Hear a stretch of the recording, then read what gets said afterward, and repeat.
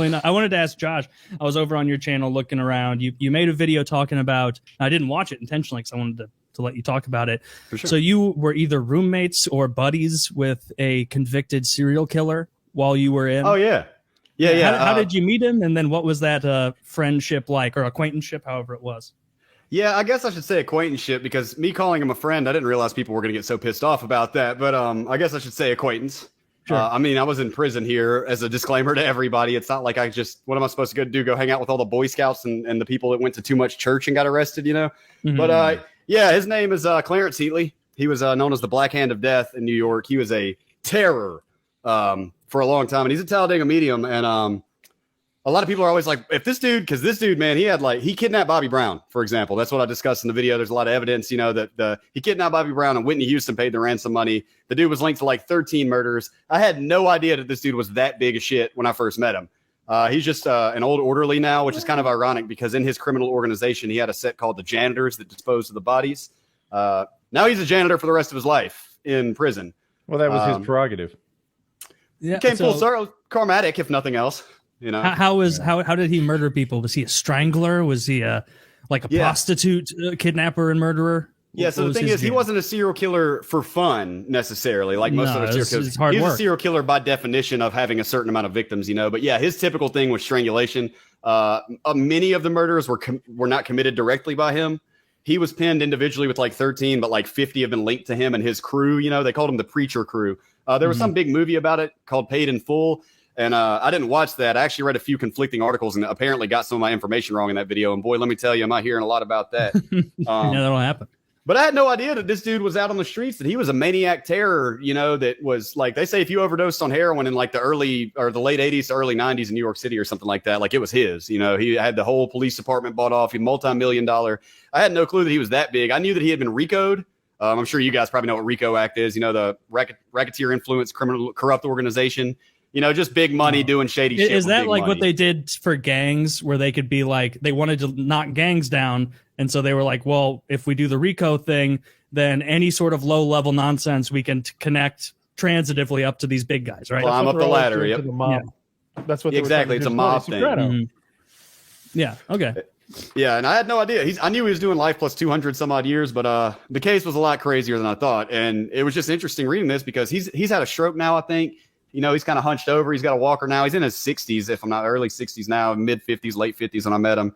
And, man, it's funny because I don't know. Everybody seems to be weirded out by the fact that this dude was so evil, but I shot the shit with him almost every day. I thought he was funny. He had a gnarly sense of humor. And this is the joke that I told in the video that is the number one thing that stands out to me about this guy. All right. I went to visitation one time. I don't even remember who I was seeing at this point. I don't know if I saw my mom or one of my friends came to see me, but he was there with his daughter, right? And his daughter she had dreadlocks and she was holding hands with another woman the whole time.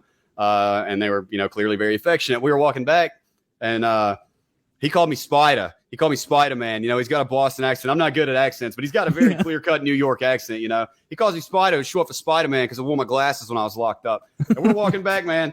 And I was like, hey, man, hey, it was good to see you in there, Clarence. You know, like, what's your – he's taking another name now that I don't normally go into just in case people are trying to – he's a Muslim now. He goes by Muslim name. But and I was like, yeah, that was your daughter in there, huh? Or who'd you say that was your family? He said, oh, yeah, that's my daughter, man. She says she's a lesbian now or something like that. That's a little girlfriend that she had in there. And I was like, oh, I mean, I didn't really know what to say to him. I was like, I mean, it probably took, you know, courage for to come in here and – hot.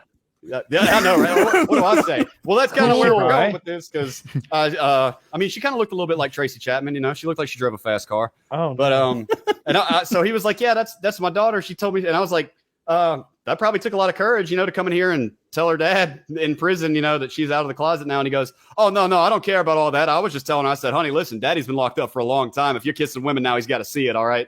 That's the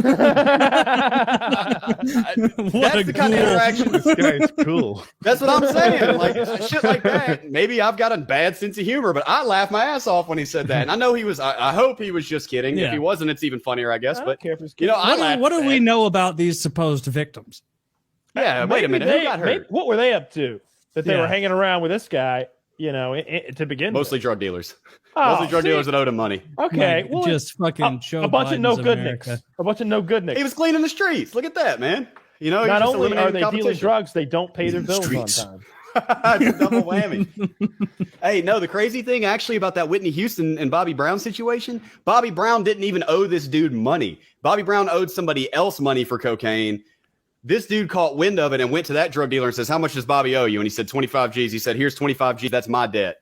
And he said, okay, I'm good. And so then Clarence went after Bobby Brown as the owner of the debt now. Basically just real life debt collection company. I've bought possession of this debt now. It's now in my hands. And went after him and kidnapped him.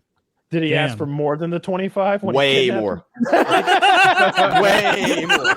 Yeah, like 400 grand. Like 400 grand or $500,000. Way Hell yeah, more. he did. Yeah, that wasn't no quick brief investment. This was I'm about to extort the shit out of this guy. The fucking Wolf of Wall Street over there. Yeah. He could have done that without buying the debt. No, you couldn't have done it without the gun.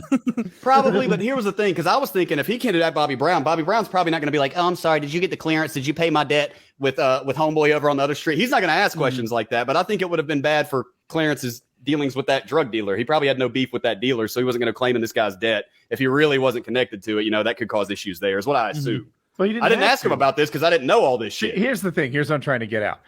He kidnapped Bobby Brown and got Whitney Houston to pay a $400,000 ransom to get him back.